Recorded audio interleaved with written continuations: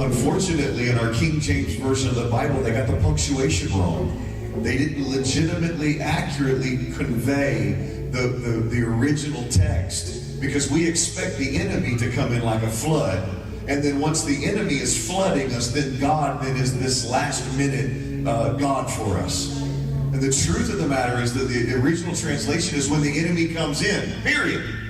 Actually, the grammar's not a period, it's a comma. When the enemy comes in, if he shows his face, God's coming in like a flood. So when the enemy starts showing his head in your life, you don't need to look for a flood from the enemy. You need to look for a flood from God. You need to start changing your perspective that if the enemy's doing anything in my life, there's a flood in here.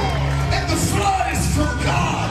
And the flood is from the kingdom. And the flood is from goodness and grace and mercy.